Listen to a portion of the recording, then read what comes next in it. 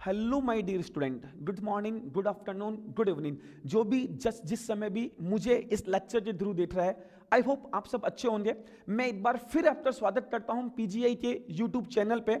और आज हम लेके आए हैं क्लास 12th अकाउंटेंसी के लिए कॉम्पिटेंसी बेस्ड क्वेश्चन। जैसा कि आप सबको पता है, सीबीएसई इस बार कॉम्पिटेंसी बेस्ड क्वेश्चन के ऊपर बहुत फोकस कर रहा है और उन्होंने डिफरेंट सब्जेक्ट की डिफरेंट बुकलेट्स भी अपनी साइट्स पे इशू करी है। लेकिन आज हम अकाउंटेंसी की जो है अभी तक बुकलेट साइट पे इशू नहीं हुई है, तो मैं अकाउंटेंसी की प्रैक्टिस के लिए आपके लिए कुछ 15 एमसीक्यू लेके आया हूं जो आपको बताएंगे कि किस लेवल तक के क्वेश्चन हमारे एग्जाम में आ सकते हैं। बिना किसी देरी तरह हम स्टार्ट करते हैं कॉम्पिटेंसी बेस्ड क्वेश्चन की ये सीरीज। तो उसमें हमारा क्वेश्चन नंबर फर्स्ट क्या बोलता है, राजू, फैरान एंड रेंचो एक फर्म में पार्टनर है, उनका प्रॉफिट रेशियो क्या लिखा हुआ है, इक्वली लिखा हुआ है, और रेंचो का कैपिटल अकाउंट शो हो रहा है। रेंचो का कैपिटल अकाउंट यहाँ पे शो हो रहा है और कैपिटल में यहाँ पे ऑलरेडी बाय बैलेंस बीडी लिखा हुआ है और 31 मार्च 24 को टू बैंक लिखा हुआ है।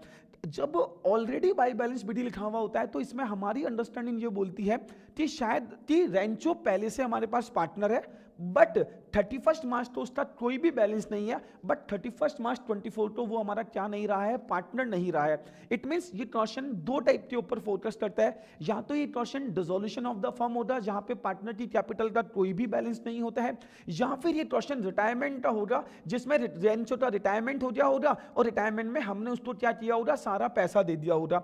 अब क्वेश्चन क्या बोलना चाहता है, which statement is correct regarding the above posting in Rancho's capital account. Rancho के कैपिटल अकाउंट के हिसाब से कौन सा स्टेटमेंट सही बोल रहा है। Rancho's increase his capital by introducing furniture. ये क्वेश्चन में फर्स्ट लाइन ये बोलना चाह रही है कि रेंचो की कैपिटल इंक्रीज हो रही है। आप सबको पता होगा कैपिटल अकाउंट का हमेशा ऑलवेज क्रेडिट बैलेंस होता है, कैपिटल का क्रेडिट। तो ये वाली क्रेडिट, ये वाली साइड प्लस साइड होती है और ये वाली साइड माइनस साइड होती है। इफ रेंचो फर्नीचर लेके आता तो वो बाई साइड में लिखा हुआ होना चाहिए, क्रेडिट साइड में लिखा हुआ होना चाहिए, बट हमारा फर्नीचर डेबिट साइड में लिखा हुआ है। सब ये ए फॉर एप्पल वाला जो ऑप्शन है वो तो बैठ ही नहीं रहा है। नेक्स्ट क्वेश्चन की बात करते हैं, रेंचो रिटायर्ड हुआ, हाँ परफेक्टली रिटायर्ड हुआ Rancho, and to the amount due to him from the firm। ऐसा हो सकता है कि रेंचो रिटायर्ड हुआ है और उसने जितना भी ड्यू है अमाउंट वो काइंड में फर्नीचर में और रेस्ट चेक से निकाल दिया। हाँ, ऐसा हो सकता है कि रेंचो का 30,000 का बैलेंस आ रहा होगा, उसने 31 मार्च तो थोड़ा सा फर्नीचर ले लिया होगा और थोड़ा सा चेक से पेमेंट हुआ। हाँ, ये ऑप्शन मुझे यहाँ पे क्या लग रहा है, एकदम परफेक्ट सेट हो रहा है। फिर भी अपन एक बार सी और डी ऑप्शन भी चेक कर लेते हैं। Rancho's purchase furniture from the business. Rancho ने फर्नीचर परचेज किया है by paying 2,000 more than its value. ये क्वेश्चन बोलता है कि ये आप तो ये समझाना चाह रहा है कि जो फर्नीचर 14,000 का लिया है उससे 2,000 उसने एक्सेस पेमेंट कर दिया है। ऐसा तो ये सिचुएशन यहाँ पे नहीं है, यहाँ पे फर्नीचर उसने लिया है और उसने एक भी पैसा नहीं दिया है यहाँ पे।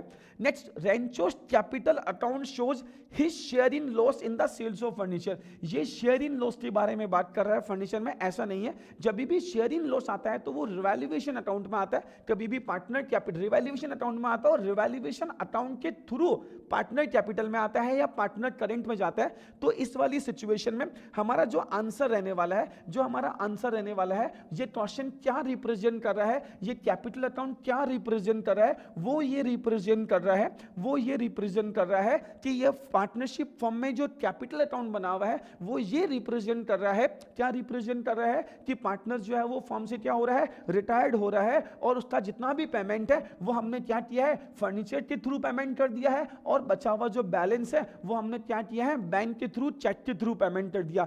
आई होप आपको इस लेवल तक का क्वेश्चन जो है वो समझ में आया होगा कि ऐसे कैपिटल अकाउंट बनाकर भी आपसे क्या पूछे जा सकते हैं, क्वेश्चन पूछे जा सकते हैं। चलो आते हैं अपने नेक्स्ट एमसीक्यू के ऊपर आता हूं। नेक्स्ट एमसीक्यू क्या बोलता है, क्वेश्चन को समझने की ट्राई करना। क्वेश्चन को जितना अच्छे से समझोगे उतना टाइम आपका वेस्ट नहीं होता है, इन्वेस्ट होता है। हम कॉमर्स के स्टूडेंट है और बात करते हैं इन्वेस्टमेंट की, यहां पे हमेशा टाइम अपना क्या होता है, इन्वेस्ट होता है। चलो स्टार्ट करते हैं। अमन एंड अंकिता एक फर्म में पार्टनर है, उनका प्रॉफिट रेशियो इक्वली लिखा हुआ है। देयर कंबाइंड कैपिटल, और उन दोनों की कंबाइंड कैपिटल 2 लाख लिखी हुई है। अमन और अंकिता दोनों की कंबाइंड कैपिटल 2 लाख रुपीज लिखी हुई है। John is admitted as a partner, John ने हमको पार्टनरशिप में एडमिशन दिया है, और एट द टाइम जब हमने एडमिशन दिया the value of non current assets increase by 30,000, मतलब हमारी असेट्स की वैल्यू 30,000 से इंक्रीज हो रही है। और आप सबको पता है जब एडमिशन का टॉर्शन है और असेट्स की वैल्यू इंक्रीज होती है तो वो रिवैल्यूएशन में जाता है, और रिवैल्यूएशन से होने वाला जितना भी प्रॉफिट और लॉस होता है वो एग्जिस्टिंग पार्टनर में इक्वल रेशियो में डिस्ट्रीब्यूट हो जाता है। John bring his share in goodwill, John 20,000 rupees goodwill में भी शेयर लेके आ रहा है which is distributed to the sacrifice in partner. और बात समझना अच्छे से, आगे बोलता है वो उन्होंने उस पैसे तो विथड्रू भी कर लिया है, उन्होंने उस पैसे तो विथड्रू भी कर लिया है, मतलब एक बार वो पैसा कैपिटल अकाउंट के अंदर गया है और वापस उन्होंने विथड्रू भी कर लिया है। आपने देखा होगा जब भी कोई पर्सन गुडविल का पैसा लेके आता है तो अपन एंट्री बनाते थे, cash account debit to PFG 20,000 rupees. ये 20,000 रुपीज पीएफजी की फुल फॉर्म होती है प्रीमियम फॉर गुडविल, और पीएफजी जो है वो हमने डिस्ट्रीब्यूट किया था, जिसमें डिस्ट्रीब्यूट किया था अमन और अंकिता में डिस्ट्रीब्यूट किया था, अमन एंड अंकिता में डिस्ट्रीब्यूट किया होगा 20,000, एंड किस रेशियो में डिस्ट्रीब्यूट किया होगा, सैक्रिफाइजन रेशियो में डिस्ट्रीब्यूट किया होगा। और देन अमन और अंकिता ने वो पैसा विथड्रू कर लिया। और कभी भी पार्टनर गुडविल का पैसा विथड्रू कर लेते हैं तो partners capital account debit to cash entry बनती है, ऐसी एंट्रीज बनती है। तो अमन को पैसा मिला और उसने विथड्रू भी कर लिया, इसका कैपिटल अकाउंट पे कोई भी इफेक्ट नहीं आएगा, वो नील हो जाएगा, जीरो हो जाएगा। होप सो आपको ये वाली सिचुएशन समझ में आई होगी। अभी अपन आगे चलते हैं, मैं जस्ट आपको क्वेश्चन समझा रहा हूं, फिर एक शॉर्टकट भी बताऊंगा कि शॉर्टकट से क्वेश्चन कैसे सॉल्व करते हैं। क्योंकि मेरा फर्स्ट ऑब्जेक्ट है आपको कॉन्सेप्ट समझाना, बिकॉज कॉन्सेप्ट समझोगे तो शॉर्टकट फटाफट समझ में आएगा। नेक्स्ट बोलता है after the John admission, John के एडमिशन पे the total capital of all the partner, sub partner की कैपिटल 2,70,000 है। तो आप बताइए जॉन की कैपिटल में कंट्रीब्यूशन कितना हुआ। तो आप सबको पता है, पहले मैं डिटेल में बताता हूं पार्टनर कैपिटल अकाउंट के थ्रू, और उसके बाद में मैं बताऊंगा कि कैसे इसको शॉर्टकट से सॉल्व करते हैं। हमारे पास यहाँ पे 3 पार्टनर्स है, 3 पार्टनर है, नाम क्या लिखा हुआ है, अमन लिखा हुआ है, अंकिता है, और नेक्स्ट अपन ने जॉन को एडमिशन दिया। उनके कैपिटल का, इन दोनों का कैपिटल का कंबाइंड बैलेंस कितना अवेलेबल है, 2 लाख रुपीज इन दोनों का कंबाइंड बैलेंस अवेलेबल है। फिर नेक्स्ट क्या बोलता है, रिवैल्यूएशन से 30,000 का प्रॉफिट हुआ, तो 30,000 भी अल्टीमेटली इन दोनों में डिस्ट्रीब्यूट हुआ होगा। नेक्स्ट गुडविल का पैसा आया 20,000, गुडविल का पैसा भी 20,000 इन दोनों में आया होगा, गुडविल का पैसा भी 20,000 कहां पे आया होगा, इन दोनों के अंदर आया होगा। फिर नेक्स्ट अपन यहां पे बात करते हैं कि गुडविल उन्होंने विथड्रू भी कर ली है, तो 20 वापस लेस भी हो जाएगा होगा, तो अल्टीमेटली 2,30,000 प्लस 20 माइनस 20, तो इट मीन्स अपन ऐसा बोल सकते हैं कि उन दोनों का अभी कंबाइंड बैलेंस कितना रह रहा है, 230 उन दोनों का कंबाइंड बैलेंस रह रहा है। और हमारा क्वेश्चन ये बोलता है कि 270 हमारा बैलेंस है, तो इसका इट मींस क्या हुआ, 270 में से 230 तो अपन सब्ट्रैक्ट कर लेंगे, तो इट मींस क्या हुआ 40,000, क्या बोला मैंने यहाँ पे 40,000 जो है वो किसका बैलेंस बन जाएगा, जॉन का बैलेंस बन जाएगा कैपिटल का। मतलब जॉन कितने रुपए लेके आया था, 40,000 रुपीज लेके आया था। अगेन इस क्वेश्चन को फटाफट में देखते हैं अपन कि कैसे शॉर्टकट से सॉल्व कर सकते हैं इस क्वेश्चन को अपन। तो शॉर्टकट पे अपन जाते हैं, तो शॉर्टकट क्या बोलता है समझना, फर्म की कैपिटल है 270, तो टोटल फर्म की कैपिटल है, टोटल फर्म की कैपिटल का मतलब हुआ तीनों पार्टनर की कैपिटल कितनी है 270 है। अब हमें क्या चाहिए, अमन भी है, अंकिता भी है और जॉन भी है। जॉन की हमें बैलेंस इन फिगर से कैलकुलेट करनी है। अमन और अंकिता की कैपिटल चाहिए, 2 लाख कैपिटल है, 30,000 भी अल्टीमेटली अमन और अंकिता में ही जाएगा, तो 230 बन जाएगा। गुडविल प्लस भी होगी और माइनस भी होगी, तो अल्टीमेटली उसका इफेक्ट कितना आएगा 230 और ये वाली हमारी एक इक्वेशन बन जाएगी। तो 40,000 हमारा जो है वो किसका आंसर बन जाएगा, 40,000 हमारा क्या बन जाएगा, जॉन की कैपिटल बन जाएगी। ठीक है, ऐसा आपको क्वेश्चन समझ में आया होगा। इतनी कंपिटेंसी आप में होनी चाहिए क्वेश्चन को समझने की। मैं ये नहीं बोलता कि ये क्वेश्चन एग्जाम में आएगा, बट हाँ ऐसा बोल सकता हूं कि इस लेवल तक के क्वेश्चन आपके कहां पे आ सकते हैं, एग्जाम में आपसे पूछे जा सकते हैं। नेक्स्ट क्वेश्चन के ऊपर आते हैं। नेक्स्ट क्वेश्चन जो है बिलोंग करता है डिबेंचर्स चैप्टर्स के ऊपर। क्वेश्चन देखना प्लीज, क्या बोलता है, स्काई लिमिटेड ने एक लोन लिया है 4 लाख रुपीज का, कोई प्रॉब्लम नहीं है। और लोन के अगेंस्ट में 4,50,000 की सिक्योरिटी। आपने पढ़ा होगा डिबेंचर 3 टाइप में इश्यू होते हैं, in cash, other than cash and collateral. तो यहाँ पे जितने भी डिबेंचर्स इश्यू हुए हैं वो कैसे इश्यू हुए हैं, as a collateral security issue हुए हैं। फिर इट ऑल्सो परचेज, उन्होंने एक मशीन परचेज करी है 2,70,000 की, 2,70,000 की मशीन परचेज करी है और उसका पेमेंट अपने 3,100 रुपीज वाले डिबेंचर दे दी है। तो what will be the amount of the LTB, long term borrowing की अमाउंट क्या होगी? तो मैं आप सबको बता दूं, सबसे पहले यहाँ पे 2 टाइप से डिबेंचर इशू हुए हैं। 2 टाइप से डिबेंचर कैसे इशू हुए हैं? एक तो इशू हुआ है डिबेंचर कोलैटरल में, और नेक्स्ट डिबेंचर जो इशू हुआ है वो इशू हुआ है अदर देन कैश में, वेंडर ड्रॉ। तो वेंडर ड्रॉ अपन ने 3,000 डिबेंचर, 3,000 मल्टीप्लाई में 100, 3 लाख के डिबेंचर इशू किए हुए। बट मैं बता दूं, जब भी डिबेंचर कोलैटरल में इशू होते हैं तो वो आपने एंट्री सुनी होगी कि जब भी डिबेंचर कोलैटरल में इशू होते हैं तो वहां पे 2 टाइप की एंट्रीज बनती है। 2 टाइप की एंट्रीज कौन कौन सी बनती है? एक एंट्री बनती है bank account debit to bank loan, एक एंट्री बनती है bank account debit to bank loan, और नेक्स्ट एंट्री बनती है debenture suspense account debit to debenture, bank to bank debenture suspense account debit to debenture. Bank to bank loan entry जितने रुपए का loan लिया उससे बनती है, और डिबेंचर सस्पेंस वाली एंट्री जितने रुपए डिबेंचर अपन ने इशू किए उससे होता है। तो अभी अपन से पूछा गया है, अगर वो मैं से पूछता कि टोटल कितने रुपए के डिबेंचर अपन बैलेंस शीट में रिप्रेजेंट करेंगे, तो आपने देखा होगा कैसे रिप्रेजेंट करते हैं। जब भी अपन एलटीबी का नोट बनाते हैं तो उसमें एक बैंक लोन तो आएगा ही आएगा। बैंक लोन कितने रुपए का लिया था? 4 लाख रुपीज का लिया था। नेक्स्ट जितने भी हमने डिबेंचर इशू किए थे, 450 यहां पे इशू किए थे और 3 लाख अपन ने यहां पे इशू किए थे, तो टोटल डिबेंचर अपन ने 750 इशू किए थे। 750 में से डिबेंचर सस्पेंस यहां से 450 का माइनस हो जाएगा, तो यहां पे अल्टीमेटली अमाउंट जो रहने वाला है वो कितना रहने वाला है? 3 लाख। तो टोटल एलटीबी जो आएगा वो टोटल एलटीबी कितने रुपए का आएगा? 7 लाख। तो हमारा आंसर क्या होने वाला है? 7 लाख हमारा क्या होने वाला है? आंसर होने वाला है 7 लाख हमारा क्या होने वाला है? आंसर। वापस देख लेते हैं एक बार क्वेश्चन। तो 4 लाख का जो लोन लिया था वो तो हमारी लायबिलिटी होती है, बट उसके अगेंस्ट में जितने भी डिबेंचर हमने इशू किए वो डिबेंचर कभी भी हमारी लायबिलिटी नहीं होती है। और अदर देन कैश में 3 लाख के डिबेंचर इशू हुए थे, तो 4 लाख तो ये वाला और 3 लाख यहां से आ जाएगा। 4 लाख और 3 लाख 7 लाख के डिबेंचर हमने इशू किए थे। तो एलटीवी में जो डिबेंचर एलटीवी में जो लोन का अमाउंट आ रहा है, टोटल अमाउंट आएगा एलटीवी में, वो अमाउंट कितने रुपए आएगा? 7 लाख। होप सो आपको ये क्वेश्चन समझ में आया होगा और आपको ये समझ में आ रहे होंगे कि किस लेवल तक आपकी अंडरस्टैंडिंग होनी चाहिए। चलो चलते हैं हमारे नेक्स्ट क्वेश्चन के ऊपर। नेक्स्ट क्वेश्चन क्या बोलते हैं?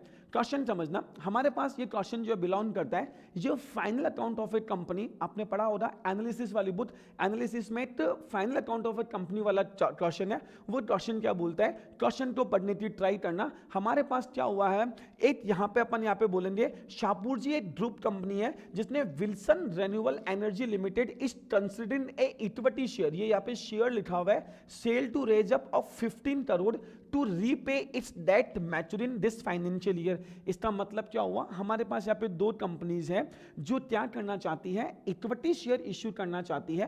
भाई इक्विटी शेयर क्यों इश्यू करना चाहती है? वो इक्विटी शेयर इसलिए इश्यू करना चाहती है क्योंकि उनके कोई डेट का मतलब बोल सकते हैं कोई लोन लिया होगा या डिबेंचर इश्यू किए हुए होंगे। लोन या डिबेंचर जो मैच्योर हो रहे हैं, लोन एंड डिबेंचर जो मैच्योर हो रहे हैं, तो उनका पेमेंट करना था, बट पेमेंट करने में उनके पास पैसे नहीं होंगे, तो वो क्या है, इश्यू ऑफ शेयर से ये पैसा रेज करना चाहती है।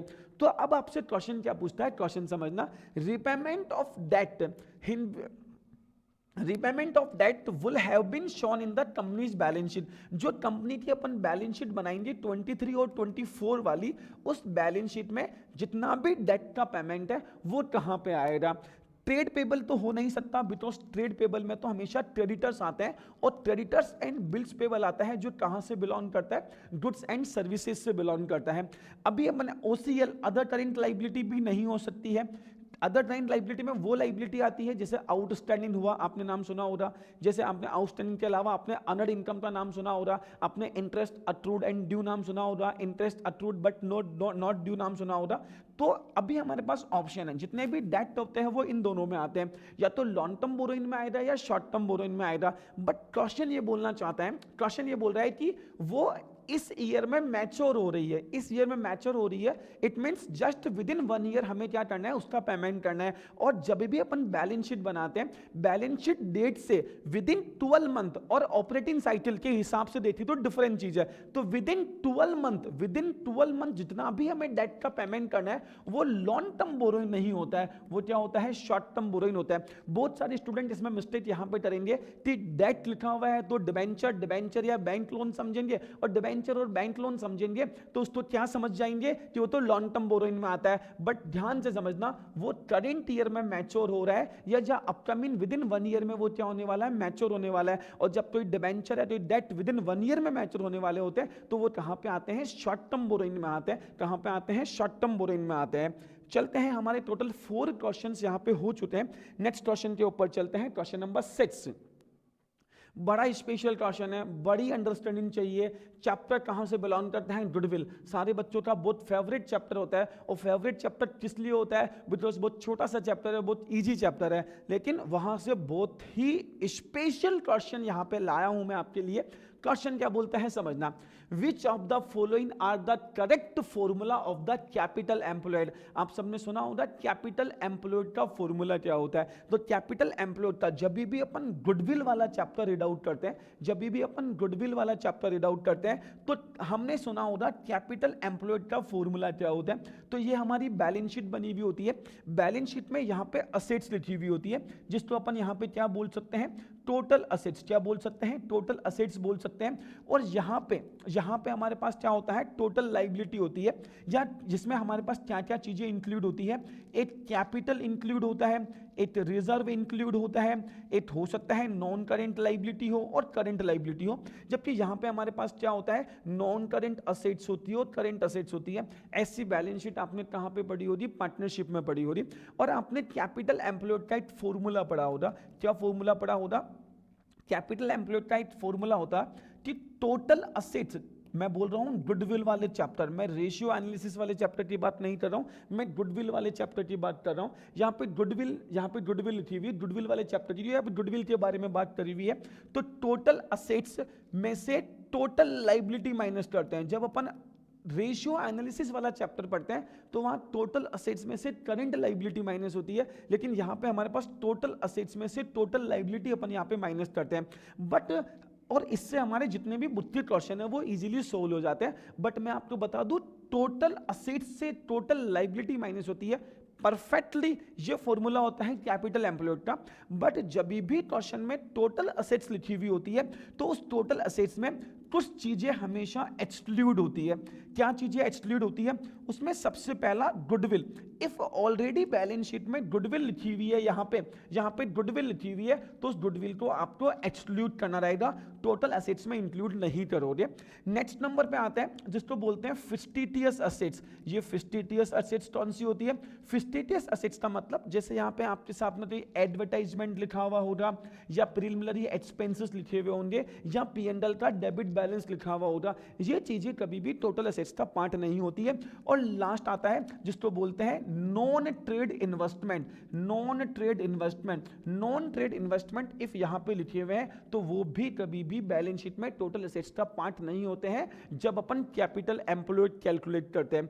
तो अभी अपन यहां पे क्या लिख सकते हैं, अब आपसे पूछा जावे कि क्या फॉर्मूला होता है, क्या फॉर्मूला होता है, तो टोटल असेट्स में इन 3 चीजों को अपन एक्सक्लूड करेंगे। 3 चीजें कौन कौन सी होती है, गुडविल बोल सकता हूं, ये यहां पे लिखी हुई सारी तीनों चीजें, गुडविल बोल सकता हूं, फिस्टिटियस असेट्स बोल सकता हूं, बोल सकता हूं, और नॉन ट्रेड इन्वेस्टमेंट बोल सकता हूं। क्या बोल सकता हूं, नॉन ट्रेड इन्वेस्टमेंट है एक तो टोटल असेट्स में से ये लाइबिलिटी। अच्छा, इसका एक दूसरा फॉर्मूला भी होता है, इसको बोलते हैं असेट साइड अप्रोच, मतलब असेट्स में से लाइबिलिटी माइनस करिए। बट इसका एक दूसरा फॉर्मूला भी होता है, इफ अपन कौन से फॉर्मूले से लाइबिलिटी साइड अप्रोच से चले तो अपन ऐसा भी कर सकते हैं, जितना भी आपका कैपिटल है उसमें प्लस कर दो जितने भी आपके रिजर्व है, बट जितनी भी गुडविल फिस्टिटियस ये यहां से आपको क्या करनी रहेगी, less, goodwill existing goodwill less करनी रहेगी। इसके अलावा नॉन ट्रेड इन्वेस्टमेंट आपको लेस करने रहेंगे। उसके अलावा जितनी भी फिस्टिटियस असेट्स है वो आपको लेस करनी रहेगी। अगर असेट साइड से चलेंगे तो वो इंक्लूड ही नहीं करेंगे, उसमें से करंट लाइबिलिटी माइनस करेंगे। और लाइबिलिटी साइड अप्रोच से चलेंगे तो कैपिटल प्लस रिजर्व में ये तीनों चीजें क्या करनी पड़ेगी, हमें एक्सक्लूड करनी पड़ेगी। चलो ये मैंने आपको पूरा कॉन्सेप्ट समझाया कि ये क्या होता है गुडविल में कैपिटल एम्प्लॉयड का मतलब। अब अपन स्टार्ट करते हैं। क्वेश्चन क्या बोलता है कि जब हम कैलकुलेट करेंगे कैपिटल एम्प्लॉयड तो गुडविल का कैपिटल एम्प्लॉयड का फॉर्मूला क्या रहेगा, कैपिटल प्लस रिजर्व, एकदम सही बात बोली है, plus non current liability less goodwill existing in the balance sheet. क्या बोलता है ये वाला कि कैपिटल में रिजर्व तो ऐड करो, एकदम सही बोला है, नॉन करेंट लाइबिलिटी भी ऐड कर दो। नॉन करेंट लाइबिलिटी कहां से ऐड हो जाएगी, जब अपन गुडविल कैलकुलेट करते हैं, जब नॉन करेंट लाइबिलिटी ऐड नहीं करेंगे, ठीक है। तो ये वाला क्वेश्चन एक बार के लिए अपन इसको सोचते हैं कि ये वाला थोड़ा डिस्प्यूटेड क्वेश्चन बन गया है। कैपिटल प्लस रिजर्व परफेक्ट समझ में आता है, लेस गुडविल भी एकदम सही समझ में आती है, लेस ट्रेड इन्वेस्टमेंट नहीं, गलत हो गया, नॉन ट्रेड इन्वेस्टमेंट होना चाहिए। क्या होना चाहिए, नॉन ट्रेड इन्वेस्टमेंट होना चाहिए। टोटल असेट्स परफेक्ट है, टोटल असेट्स उसमें से एग्जिस्टिंग गुडविल को लेस करेंगे क्योंकि उसमें इंक्लूड ही नहीं करना है, लेस नॉन ट्रेड इन्वेस्टमेंट, हाँ ये नॉन ट्रेड इन्वेस्टमेंट भी एकदम सही है। उसके बाद अपन यहाँ पे बात करेंगे फिस्टिटियस असेट्स, हाँ ये भी एक्सक्लूड होनी चाहिए, और लेस आउटसाइडर लाइबिलिटी करेंट और नॉन करेंट, परफेक्ट। ये वाला पॉइंट जो है वो क्या बोल रहा है, एकदम परफेक्ट बोल रहा है। ये आर वाला पॉइंट जो है एकदम परफेक्ट बोल रहा है, आर वाला अभी तक परफेक्ट हुआ। नेक्स्ट बोलते हैं टोटल असेट्स लेस गुडविल, ये भी सही बात है, लेस नॉन ट्रेड इन्वेस्टमेंट, ये भी एकदम सही है, लेस फिस्टिटियस, ये भी सही है, लेस आउटसाइड लाइबिलिटी में ओनली करंट नहीं, जब गुडविल कैलकुलेट करते हैं तो करंट और नॉन करंट दोनों ही आता है, करंट और नॉन करंट क्या होता है, दोनों ही आता है। तो हमारा क्वेश्चन में यहाँ पे आर एकदम क्या हुआ है, परफेक्ट हुआ है, आर क्या हुआ, परफेक्ट हुआ। लेकिन इस क्वेश्चन में हल्की सी यहाँ पे थोड़ी सी प्रॉब्लम है, capital plus reserve plus non current liability less goodwill, यहां पे ये नॉन करेंट लाइबिलिटी वर्ड नहीं होना चाहिए, यहां पे ये नॉन करेंट लाइबिलिटी वर्ड नहीं होना चाहिए, यहां पे क्या होना चाहिए, capital plus reserve less goodwill less non trade investment less fictitious assets. तो फिर तो ये दोनों ही हमारे लिए सेम बन जाएंगे। तो यहाँ पे हल्का सा प्रॉब्लम है, ये वाली लाइन तो यहाँ से हटा देना प्लीज, ये वाली लाइन तो यहाँ से हटा देना, और ये वाली लाइन हटाने के बाद में अपन उसको वैसे सॉल्व कर लेंगे। तो हमारा आंसर क्या बन जाएगा, पी और आर हमारा क्या बन जाएगा, आंसर बन जाएगा, पी और आर हमारा क्या बन जाएगा, आंसर बन जाएगा। चलो अपन नेक्स्ट क्वेश्चन के ऊपर चलते हैं। नेक्स्ट क्वेश्चन क्या बोलते हैं, which of the following statement is incorrect, कौन सा स्टेटमेंट जो है वो इनकरेक्ट रहने वाला है in the concept of dissolution of a partnership firm. जो dissolution of the partnership firm है उसमें से उसके लिए कौन सा स्टेटमेंट इनकरेक्ट रहने वाला है, the realisable assets and third party liability to be settle or closed and transfer to realisation account. ये जितनी भी रियलाइजेबल असेट्स होती है और थर्ड पार्टी लाइबिलिटी होती है वो to be settle or close and transfer. हाँ हम सबको पता है, हम सबको क्या पता है कि जब भी अपन रियलाइजेशन अकाउंट बनाते हैं जितनी भी रियलाइजेबल असेट्स होती है उसको रियलाइजेशन में ट्रांसफर करते हैं और थर्ड पार्टी लाइबिलिटी भी रियलाइजेशन में ट्रांसफर करते हैं। फिर बी पार्ट क्या बोलता है, the loan given by the partner, loan given by the partner to be close and transfer to partner capital. जितना भी लोन पार्टनर ने गिवन बाय द पार्टनर, जितना भी लोन पार्टनर ने दिया है, ये मैं बता दूं ये स्टेटमेंट गलत है। गलत क्यों है कि जितना भी लोन पार्टनर ने दिया है वो हमेशा अपन बैंक अकाउंट के थ्रू पेमेंट करवाते हैं, कभी भी पार्टनर कैपिटल अकाउंट के थ्रू पेमेंट नहीं करवाते। फिर थर्ड स्टेटमेंट क्या बोलता है, the free reserve and accumulated losses are directly recorded in partner capital account. हाँ परफेक्ट है, जितने भी रिजर्व्स वगैरह होते हैं और जितने भी एक्यूमुलेटेड लॉसेज वगैरह होते हैं ये सब क्या होते हैं, पार्टनर कैपिटल में ट्रांसफर होते हैं। एंड डी पार्ट क्या बोलता है, any assets against which a provision is created is transferred to at the gross value to the realisation account. ये अकाउंट, ये स्टेटमेंट क्या बोलने वाला है, ये स्टेटमेंट ये बोलने वाला है, जैसे आप सबको देखा होगा, आप सबने देखा होगा डेटर में से हमेशा पीबीडी लेस होता है, और ऐसा हमारी बैलेंस शीट में लिखा हुआ होता है, ऐसा हमारी बैलेंस शीट में लिखा हुआ होता है 1 लाख रुपीज, और 1 लाख पे 2000 का पीबीडी बना हुआ है, और 98,000 प्रोविजन फॉर डाउटफुल डेब्ट्स बना हुआ है 98,000। बट जब भी अपन रियलाइजेशन अकाउंट प्रिपेयर करते हैं, रियलाइजेशन अकाउंट प्रिपेयर करते हैं, तो उसमें डेटर हमेशा 1 लाख रुपीज ही लिखते हैं, और जितना भी पीबीडी है वो रियलाइजेशन अकाउंट में बाई साइड में 2000 रुपीज नोट डाउन करते हैं। बाई साइड में क्या नोट डाउन करते हैं, 2000 रुपीज नोट डाउन करते हैं। तो इट मींस ये वाला स्टेटमेंट भी हमारा सही हो जाता है। तो इसमें क्या पूछा था अपन से, कौन सा स्टेटमेंट इनकरेक्ट है, तो बी वाला स्टेटमेंट इनकरेक्ट है। तो हमारा जो आंसर है, हमारा आंसर इस ऑप्शन का आंसर क्या बन जाएगा, बी फॉर बॉल। इसका आंसर क्या बन जाएगा, बी फॉर बॉल। इसका क्या बन जाएगा, आंसर बन जाएगा। होप सो आपके एमसीक्यू के सारे कॉन्सेप्ट जो है वो क्लियर हो रहे होंगे। चलो स्टार्ट करते हैं वापस, एक क्वेश्चन और लेते हैं। ये क्वेश्चन जो है वो कहां से बिलोंग करता है, कैश फ्लो स्टेटमेंट से बिलोंग करता है। कैश फ्लो स्टेटमेंट आप सबको पता है 3 टाइप की एक्टिविटीज होती है, ऑपरेटिंग, इन्वेस्टिंग और फाइनेंसिंग। चलो स्टार्ट करते हैं। कैश फ्लो स्टेटमेंट में क्या बोलते हैं, which of the following is considered as a cash flow from financing. Cash flow from financing activity में किसको अपन कंसिडर करेंगे, देखना प्लीज, क्वेश्चन को समझना। क्वेश्चन क्या बोलना चाह रहा है, टोल्स इन एरियर रिसीव, जितना भी टोल्स इन एरियर होता है वो कौन सी एक्टिविटी में आता है, ऑपरेटिंग में, इन्वेस्टिंग में या फाइनेंसिंग में, फाइनेंसिंग में आता है। सब ये वाली बात तो फाइनेंसिंग में एकदम परफेक्ट बोली हुई है। Dividend receive on equity share, जितना भी डिविडेंड रिसीव होता है वो हमेशा इन्वेस्टिंग एक्टिविटी होती है। वो डिविडेंड पे करना फाइनेंसिंग में आता है, बट डिविडेंड रिसीव करना इन्वेस्टिंग में आता है, तो ये यहाँ पे गलत हो जाएगा।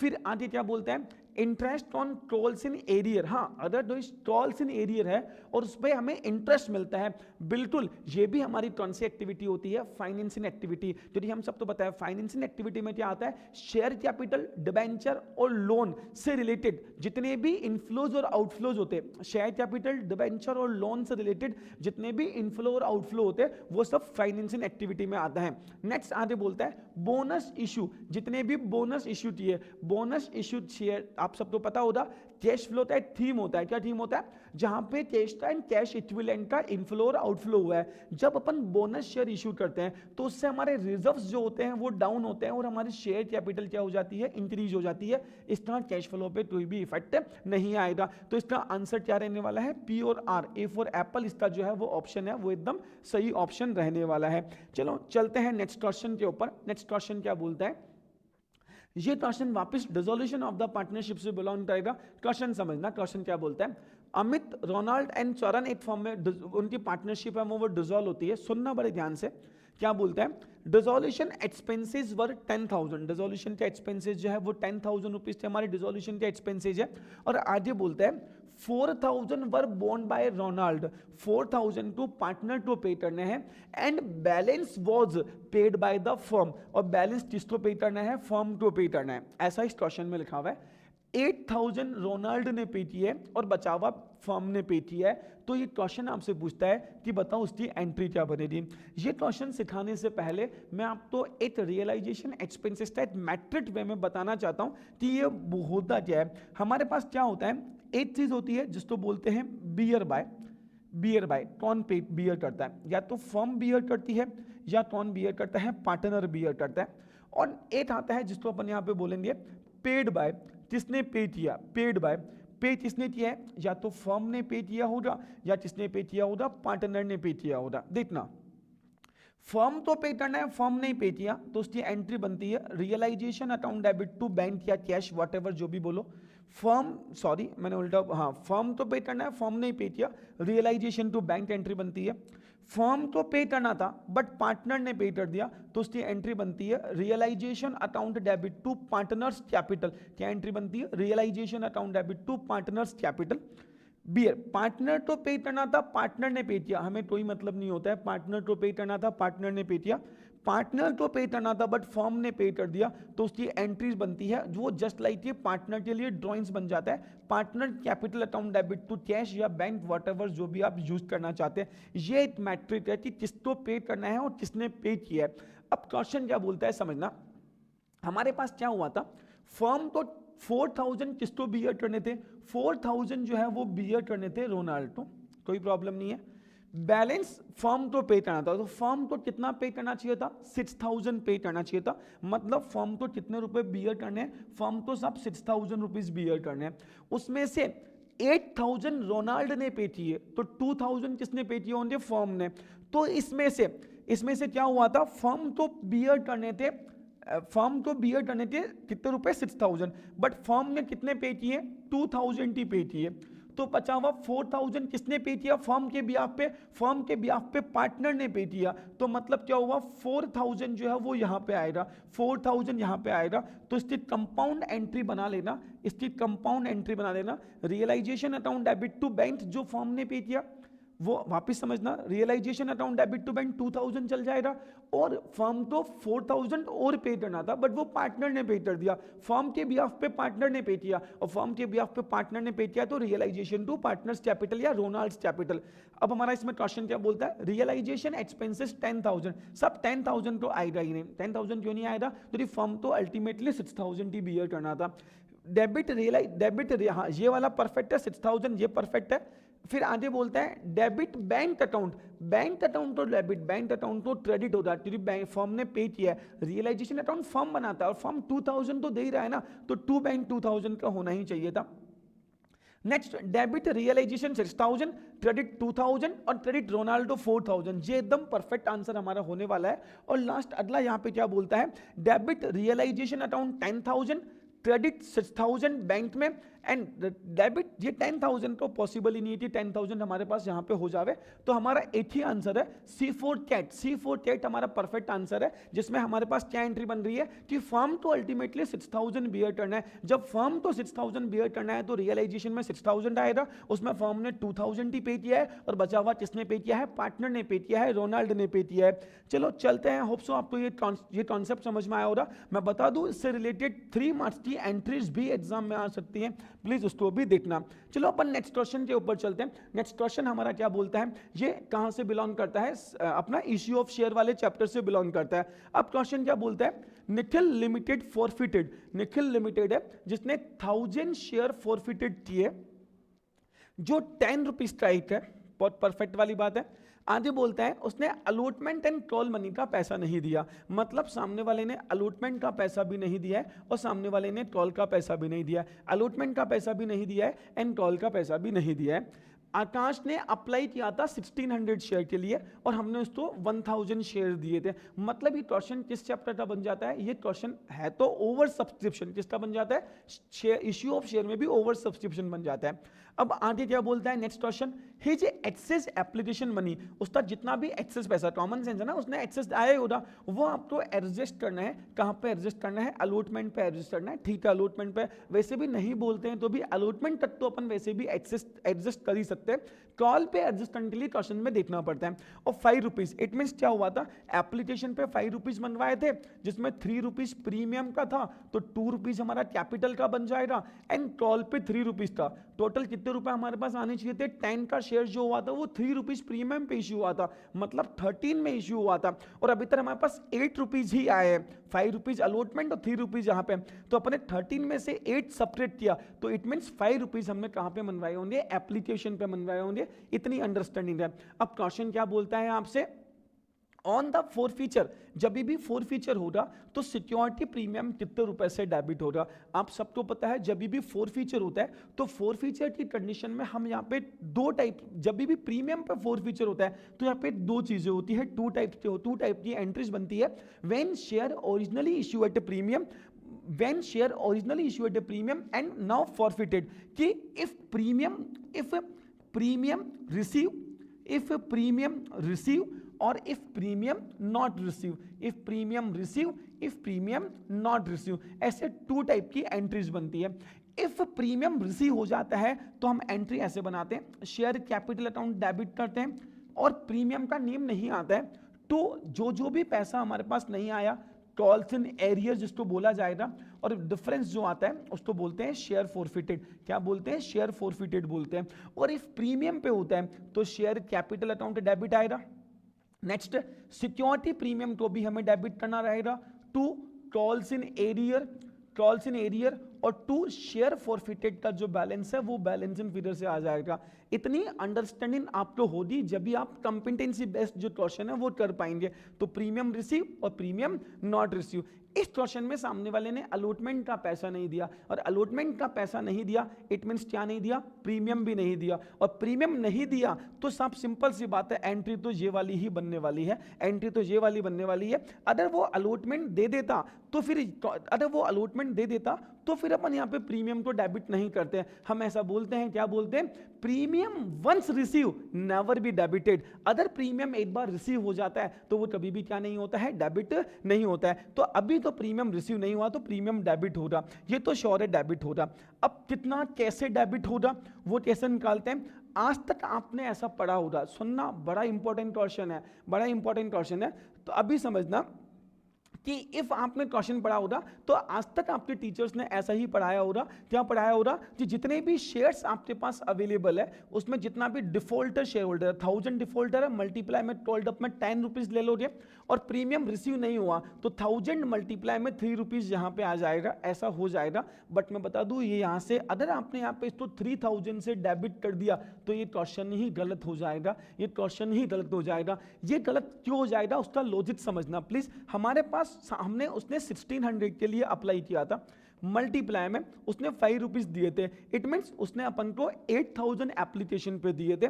1000 मल्टीप्लाई में 5, इट मींस 5000 उसका हमारे पास क्या रह जाता है, एप्लीकेशन पे एडजस्ट हो जाता है। तो 3000 उसके हमारे पास क्या पड़े हैं, एक्सेस पड़े हैं। 3000 उसका हमारे पास क्या पड़ा है, एक्सेस पड़ा है।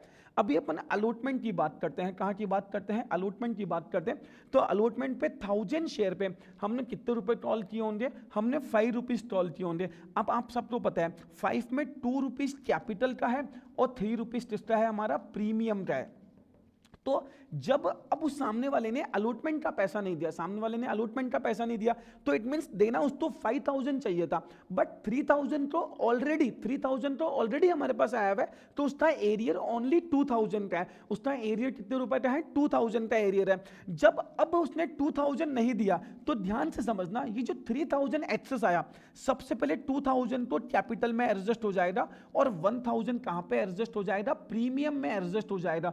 2000 तो कैपिटल में एडजस्ट हो जाएगा और 1000 कहां पे, प्रीमियम में एडजस्ट हो जाएगा। 2000 कैपिटल में और 1000 कहां पे हो जाएगा, प्रीमियम में एडजस्ट हो जाएगा। मैं वापस लिख देता हूं यहाँ पे, 3 रुपीज प्रीमियम का है, उसमें 2000 तो कैपिटल में और 1000 प्रीमियम में एडजस्ट हो जाएगा। इट मींस जो अभी एरियर 2000 है वो ओनली प्रीमियम का है। मतलब अगर मैं एंट्री की बात करूं तो एंट्री में यहां पे आपके हिसाब से 3000 आएगा और एरियर में 2000 आएगा। बट ऐसे कैसे पॉसिबल है कि एक बार तो आप बोल रहे हो 3000 का हमारा प्रीमियम है, 3000 का प्रीमियम रिसीव नहीं हुआ, और एक बार आप एरियर में यहाँ पे अलॉटमेंट पे एरियर पे आप कितने रुपए बता रहे हो, 2000 रुपीज बता रहे हो।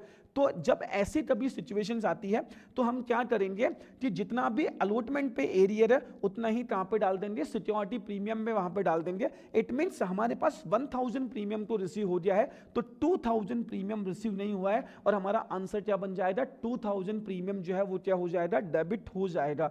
बहुत स्पेशल बड़ा कॉन्सेप्चुअल क्वेश्चन था ये आपको क्वेश्चन की प्रैक्टिस इफ आप टीएस डरेवाल फॉलो करते हैं तो उसमें लास्ट वाले क्वेश्चंस में आपको ऐसे क्वेश्चंस जो है लास्ट में 2, 3, 4 बड़े बड़े क्वेश्चंस है, उसमें आपको ऐसे क्वेश्चंस आपको मिले होंगे। चलो अपन चलते हैं नेक्स्ट हमारे क्वेश्चन के ऊपर। नेक्स्ट क्वेश्चन कहां से बिलोंग करता है देखना प्लीज। क्या क्वेश्चन बोलता है, पीयूष एंड हरजीत 8 फर्म में पार्टनर है, उनका रेशियो 3:2 अवेलेबल है। पीयूष एंड हरजीत 8 फर्म में पार्टनर है, उनका रेशियो अवेलेबल है 3:2। दे एडमिटेड अर्जुन, उन्होंने किसको एडमिशन दिया है, अर्जुन को एडमिशन दिया है। और जो एक्वायर करता है 1/25 फ्रॉम अर्जुन, वो अर्जुन से 1/25 सॉरी हरजीत से 1/25 एक्वायर करता है। एंड रेस्ट फ्रॉम पीयूष, और रेस्ट कहां से करता है, पीयूष से करता है। और to make his share 1/3 of the Harjeet. मैं बता दूं 12th क्लास वाले स्टूडेंट्स के लिए ऐसा क्वेश्चन किसी भी जो टीएस डरेवाल हुआ, डीके डोयल सर हुआ, टीएस डरेवाल बुट हुई या डोइसी बुट है, वहां तक ऐसा क्वेश्चन बना ही नहीं है। बहुत स्पेशल क्वेश्चन है, क्वेश्चन को समझने की ट्राई करना प्लीज। पीयूष एंड हरजीत हमारे पास पार्टनर है, 3:2 उनका क्या लिखा हुआ है, रेशियो लिखा हुआ है, 3:2 उनका रेशियो लिखा हुआ है। उन्होंने अर्जुन को एडमिशन दिया, वो क्या करता है 1/25 हरजीत से लेता है। तो इट मीन्स क्या हुआ, पीयूष है, हरजीत है और हमारे पास अर्जुन है। इसका एडजस्टिंग शेयर 3/5 है, इसका एडजस्टिंग शेयर 2/5 है। इसमें से 1/25 उसने किसको दे दिया है, अर्जुन को दे दिया है, तो उसको 1/25 तो यहाँ पे मिल ही जाएगा। इतना आपको समझ में आया होगा। हालांकि चलो इसकी कोई रिक्वायरमेंट नहीं है, बट फिर भी देख लेता हूँ, 1/25 तो हमें यहाँ पे मिल ही जाएगा। अब क्वेश्चन क्या बोलता है, अब क्या बोलता है, रेस्ट वो पीयूष से लेता है, तो जितना भी बच जाता है वो पीयूष से लेता है, बट उसका शेयर कितना है वो क्वेश्चन में लिखा हुआ नहीं है, बट ये लिखा हुआ है क्वेश्चन के अंदर में कि rest from Piyush to make his share 1/3 of the Harjeet, मतलब हरजीत का जितना शेयर आएगा उसका 1/3 शेयर अर्जुन का रहेगा। तो हरजीत का शेयर कैलकुलेट करते हैं, तो 25 यहाँ पे एलसीएम लेंगे अपन यहाँ पे, तो यहाँ पे क्या आएगा 25 अपने एलसीएम लिया तो 10 यहाँ पे आएगा 1, मतलब इसका शेयर है 9/25। तो ये अपना 1/3 बताना चाहता है, क्या बताना चाहता है, इसका 1/3 शेयर इसका है।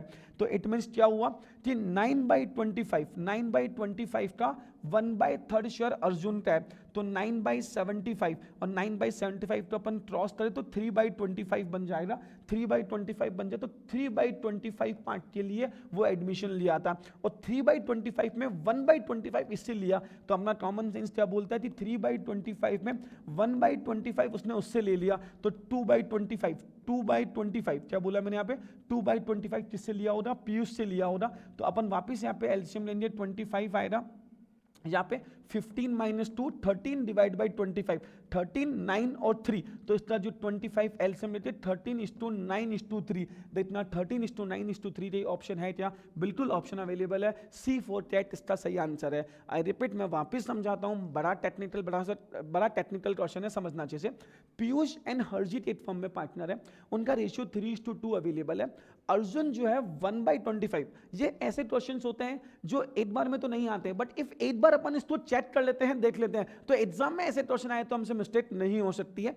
तो क्या बोला इस क्वेश्चन ने कि 1/25 इससे लिया, और अर्जुन का शेयर हरजीत का 1/3 रहेगा, तो अभी हरजीत का शेयर 9/25 है, तो 9/25 का 1/3 कितना होता है 3/25, तो 3/25 इसका रहेगा। अब इसने 1/25 तो इससे ले लिया था, तो रिमाइनिंग कितना रहा था 2/25, तो 2/25 अपन पीयूष से लेस कर लेंगे, फिर उसका एलसीएम लेके अपन इस क्वेश्चन को सॉल्व करेंगे, तो हमारा आंसर क्या आएगा 13:9:3, हमारा आंसर क्या आएगा 13:9:3। होप सो ये क्वेश्चन भी आपको समझ में आया होगा। नेक्स्ट क्वेश्चन की बात करते हैं, क्वेश्चन क्या बोलता है, सुनना क्वेश्चन क्या बोलता है। ये पूरी एक स्टोरी लिखी हुई है कि November 10, 2021 was the record date. Record date क्या होती है, रिकॉर्ड डेट वो डेट होती है जिस दिन जब कंपनी डिविडेंड डिक्लेयर करती है, डिविडेंड पे करती है, डिक्लेयर करती है, तो उससे पहले एक रिकॉर्ड डेट डिसाइड की जाती है। उस दिन शेयर की ट्रेडिंग नहीं होती है, और उस दिन जो भी हमारा होल्डर होता है उसको क्या दे दिया जाता है, डिविडेंड दे दिया जाता है। तो अभी ऐसा एक स्टोरी बनी हुई है। स्टोरी के बाद में नेक्स्ट क्वेश्चन क्या बोलता है, समझना क्वेश्चन क्या बोलता है कि November 10, 2021 was a record date to decide the holder to Reliance partly paid up share who need to pay the second and final toll. On payment of second and final toll, the partly paid up share will be transacted। मतलब क्या हुआ था, उनके share जो थे वो partly paid up थे। अब पार्टली पेड अप थे, शेयर की ट्रेडिंग हो रही थी, तो जो फाइनल टोल मनवानी है वो किससे मनवानी है, तो वो डिविडेंड के लिए भी रिकॉर्ड डेट डिसाइड होती है, और ऐसा जब पार्टली पेड अप तो अपन को जब कॉल करनी होती है शेयर होल्डर से, उसके लिए भी रिकॉर्ड डेट डिसाइड की जाती है। अब नेक्स्ट क्वेश्चन क्या बोला, what will be the minimum time period Reliance would taken after the first toll. अच्छा ये क्वेश्चन आपसे पता है, ये स्टोरी तो आप तो ऐसे ही दी, अरे ये स्टोरी नहीं देता और ओनली फॉर ये इतना सा क्वेश्चन देता, फिर भी आप ऐसा कॉल कर मतलब इस क्वेश्चन का रिप्लाई दे सकते थे। कैसा है, हम सब तो पता है सबसे पहले एप्लीकेशन होता है, देन अलॉटमेंट होता है, देन हमारे पास क्या होता है फर्स्ट टोल होता है, देन हमारे पास क्या होता है सेकंड टोल होता है। तो आप सब तो ये पता होना चाहिए, जितनी भी कॉल मनी कंपनी मनवाती है उन कॉल मनी के बीच में एटलीस्ट 1 मंथ का डिफरेंस होना क्या है, मैंडेटरी है। तो आपसे यही पूछा गया है कि फर्स्ट कॉल और सेकंड कॉल के मिड में कितना डिफरेंस होना जरूरी है। तो मैं बता दूं इसका आंसर C4 टेक, ये केवल सिंपल सा रिटॉल या अंडरस्टैंडिंग वाला क्वेश्चन है। अच्छा एक चीज, अरे ये आई रही है, ये पॉइंट में ये क्वेश्चन आई गया है, तो मैं आपको एक चीज और समझा सकता हूं। क्या समझाता हूं, ध्यान से समझना। एप्लीकेशन पे जब कंपनी पैसा मंगवाती है तो आप सबको ये सुना होगा शेयर लमसम में भी इश्यू हो सकते हैं और इंस्टॉलमेंट में भी इश्यू हो सकते हैं।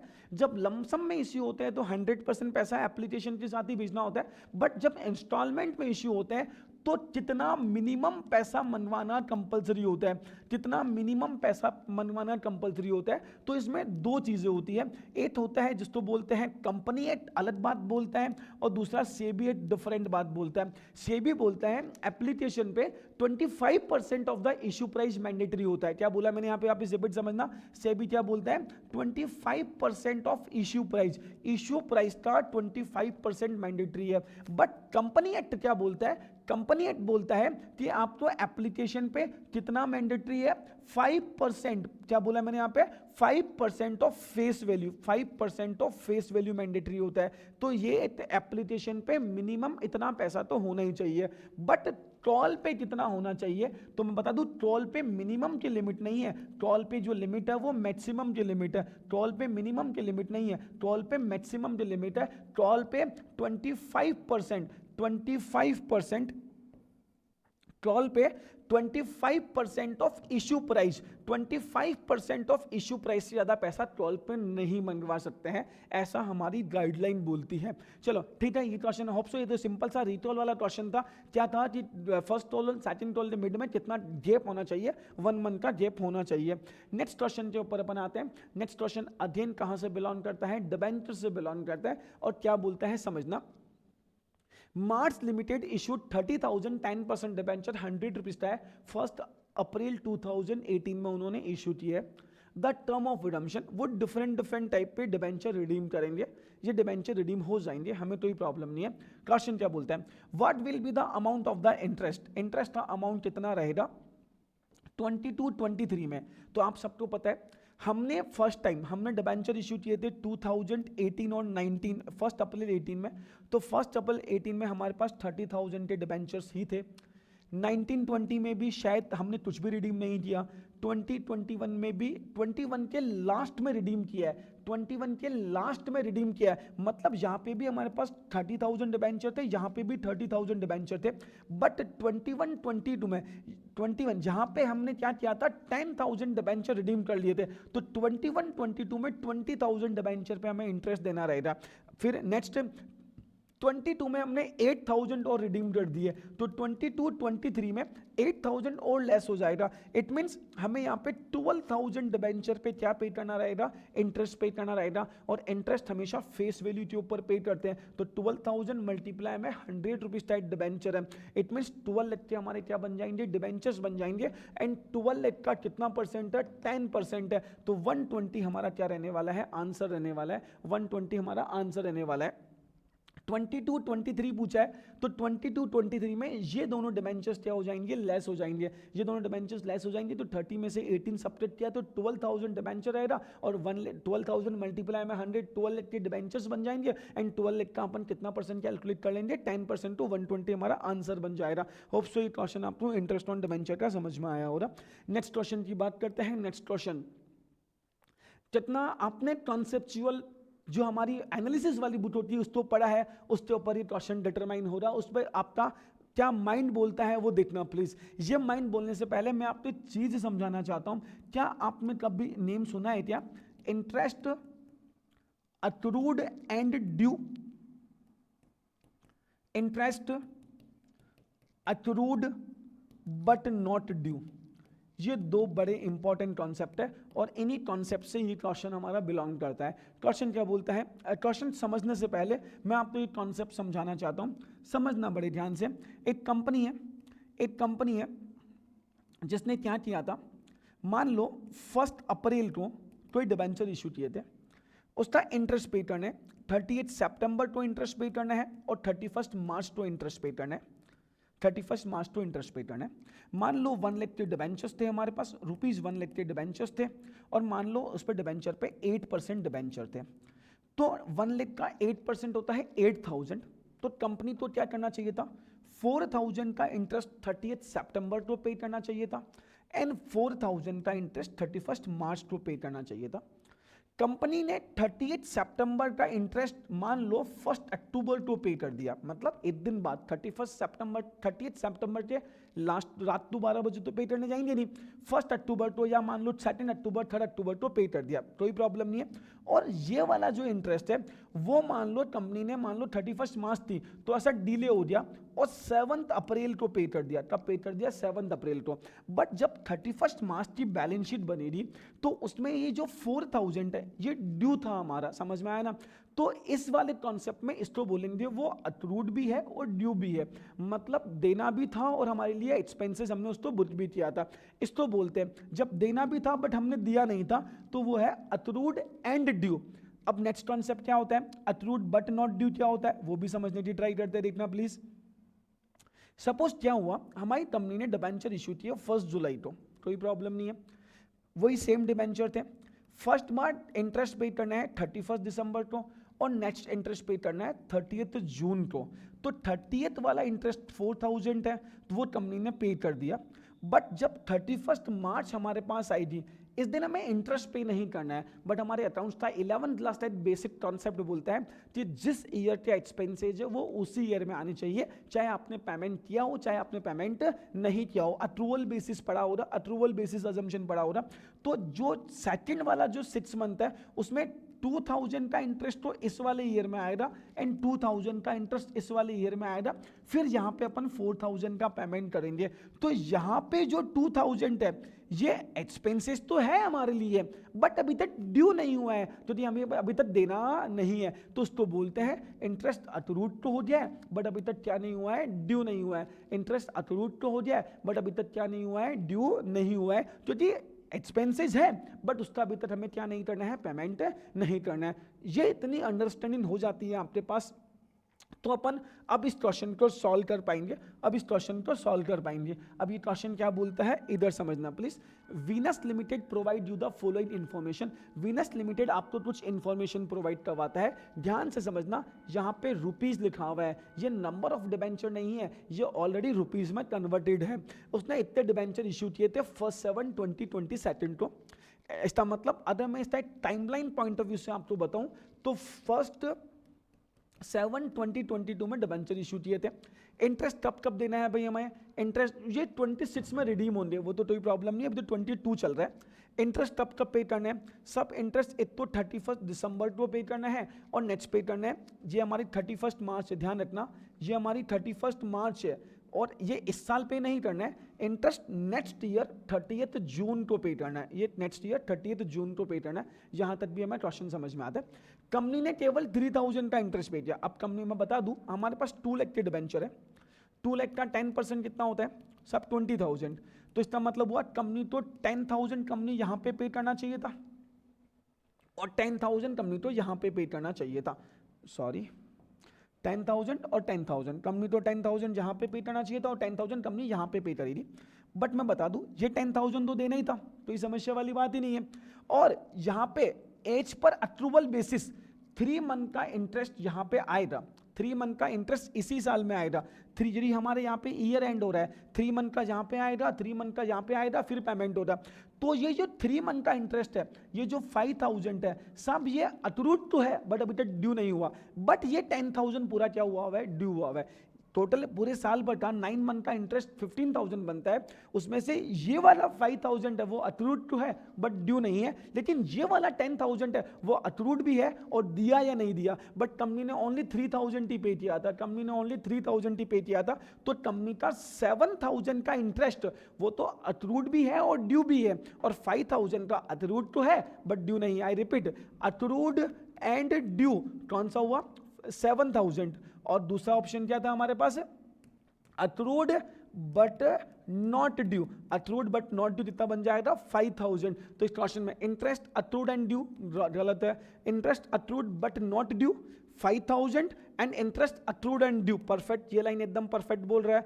अक्रूड बट नॉट ड्यू गलत है, interest accrued but not due 7। इसका ऑप्शन क्या बन जाएगा हमारा, बी फॉर बॉल बन जाएगा, क्योंकि हमें 7,000 तो 10,000 तो ड्यू भी हो चुका है तो वो देना भी था बट दिया नहीं अपन ने, तो 7,000 तो इसमें से आएगा, 7,000 तो इसमें से आएगा और 5,000 ये वाला बन जाएगा।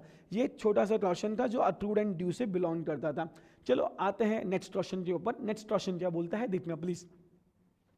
Stirling Limited has provided the following information. Accounting ratio से ये क्वेश्चन बिलोंग करता है। ये क्वेश्चन क्या बोलता है, ट्रेड पेबल। यहाँ पे आपको ना क्या दिया हुआ देखना, बहुत सारे बच्चे सोचते हैं कि हमें फॉर्मूलाज नहीं आते हैं, और हमें फॉर्मूलाज नहीं आता, फॉर्मूला मिल जाएगा तो हम सब कुछ सॉल्व कर लेंगे। बट मैं आपको बता दूं, ट्रेड पेबल टर्नओवर रेशियो का फॉर्मूला क्वेश्चन नहीं दे दिया। Net credit purchase upon trade payable, जो हमारी क्रेडिट परचेज है उसमें डिवाइड बाय कर दो ट्रेड पेबल, जो भी आएगा वो हमारा ट्रेड पेबल है। और आपसे पूछा भी यही था यार।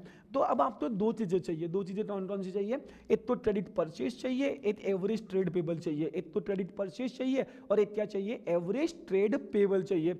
चलो स्टार्ट करते हैं, अपन देखते हैं। क्वेश्चन में क्रेडिटर्स लिखा हुआ है, एडवांस क्रेडिटर लिखा हुआ है, कैश पेड लिखा हुआ है और ये लिखा हुआ है। मतलब अब बहुत सारे बच्चे सोचेंगे पता नहीं हमें जो चाहिए वो तो दिया हुआ ही नहीं है। तो बहुत सारे बच्चे सोचेंगे कि यार चलो हमें क्या चाहिए, एवरेज क्रेडिटर। तो एवरेज क्रेडिटर का फॉर्मूला क्या होता है, ओपनिंग ये रहा, क्लोजिंग ये रहा। इट मीन्स 9000 हमारा ओपनिंग है, 15 हमारा क्लोजिंग है, डिवाइड बाय 2, तो 12000 जो है वो हमारा एवरेज ट्रेड पेबल आ जाएगा, एवरेज ट्रेड पेबल आ जाएगा। अब चाहिए हमें परचेज। क्वेश्चन में परचेज तो अवेलेबल ही नहीं है।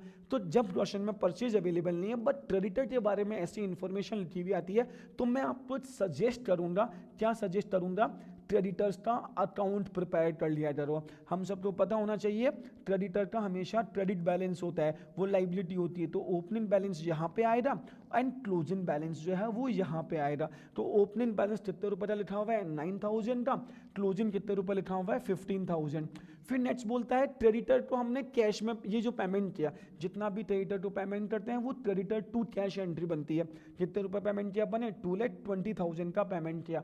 और कुछ क्रेडिटर तो एडवांस भी दिया हुआ है। एडवांस क्रेडिटर तो देना हमेशा असेट्स होता है। अगर यहाँ पे 1 अप्रैल लिखा हुआ होता तो वो ओपनिंग बैलेंस होता, बट ये 31 मार्च लिखा हुआ है तो वो मेरा क्लोजिंग बैलेंस बन जाएगा। यहाँ पे ये बैलेंस सीडी कौन सा वाला बन जाएगा, एडवांस वाला बैलेंस बन जाएगा। कितने रुपए बन जाएगा, 16,000। अब इधर जो भी डिफरेंस आएगा वो हमेशा अपने लिए क्या बन जाएगा, परचेज बन जाएगा। वो परचेज बन जाएगा 220 और 15 कितना होता है, 235 होता है। क्रेडिट साइड की टोटल 235 आ रही है, क्रेडिट साइड की टोटल डेबिट साइड की टोटल 235 आ रही है। और इधर 16 और 9, 69 कितना होता है, 25 होता है। इट मीन्स 2,10,000, 2,10,000, 2,10,000 का हमने गुड्स परचेज किया होगा। तो 2,10,000 का हमारा फॉर्मूला क्या बन जाएगा कि 2,10,000 में डिवाइड बाय 12,000 कर लेना। 2,10,000 में डिवाइड बाय 12,000 कर लेना, तो जो भी आएगा वो आपका आंसर बन जाएगा। इफ मैं सॉल्व करना स्टार्ट करूँ तो ये तो क्रॉस कर देता हूँ, तो 210 में डिवाइड बाय 12 करना है। 12 वन टाइम में 12 आता है, रिमेनिंग कितना है, 9 और 12 की टेबल में 9, 8 टाइम में आता है 84, 12 8 जा 84 होता है। तो 18 पॉइंट समथिंग आएगा, 18 पॉइंट आएगा। तो अब कितना रिमेनिंग, तो 18, तो इसका मतलब हुआ कि 18 तो आ गया। अब 6 बचा हुआ है, तो 5 क्या बोला यहाँ पे, 6 बचा हुआ है ना, सॉरी क्या बचा हुआ है, अपन 210 डिवाइड बाय 12 करेंगे। मैं एक बार 210 डिवाइड बाय 12 वापस कर लेता हूँ, कोई प्रॉब्लम नहीं है। 210 डिवाइड बाय 12, 12 1 सा 12 होता है। अब रिमेनिंग कितना रह जाता है हमारे पास, 12 1 सा 12 हो गया, रिमेनिंग कितना 9 रह जाता है। 12 की टेबल में जो 9 है वो यहाँ पे 90 हो जाएगा। तो 18 टाइम में कितना आता है, 84। अब 6 रह जाएगा, तो 6 पॉइंट अपन यहाँ पे पॉइंट यूज करेंगे, तो 65 आ जाएगा यहाँ पे। तो अपन यहाँ पे क्या लिखेंगे, इसका आंसर जो आएगा वो क्या आएगा, मेरे हिसाब से 18.25 आ रहा है, मेरे हिसाब से 18.25 आ रहा है। एक बार 18.25 ही आ रहा है शायद ना, एक बार आप वापस कंफर्म कर लेना। 18.25 इसका आंसर आ जाएगा। 18 पॉइंट समथिंग आ रहा है, तो यहाँ पे 18 नहीं सॉरी ना, 25 कैसे आएगा, 18.25 नहीं आएगा। एक बार वापस देख लेते हैं अपन यहाँ पे, या फिर अपन यहाँ पे कैलकुलेटर में सॉल्व कर लेना। जो भी इसका आंसर आएगा, इसका आंसर बस यही करना है अपन को, क्या करना है, 2,10,000, 2,10,000 में डिवाइड बाई 12,000 कर लेना। या नहीं तो एक काम करता हूँ, वरना आप सब बोलेंगे कि डिवाइड करना भी नहीं आ रहा है क्या, तो अब हम कैसे डिवाइड करेंगे, तो एक बार देख लेते हैं वापस, कोई प्रॉब्लम नहीं है। 2,10,000 में डिवाइड बाई 12 यहाँ पे रफ में कर लेते हैं। 12 1 सा 12, रिमेनिंग कितना रह जाता है हमारे पास, 12 1 सा 2 में 9 रिमेनिंग, तो यहाँ पे 90 बन जाता है। 90 तो 12 की टेबल में 8 बार में आता है 84, 8 बार में आता है 84। 12 8 जा 84 नहीं, 12 8 जा कितना होता है, 86 होता है, 86 होता है। ये 12 8 जा ना,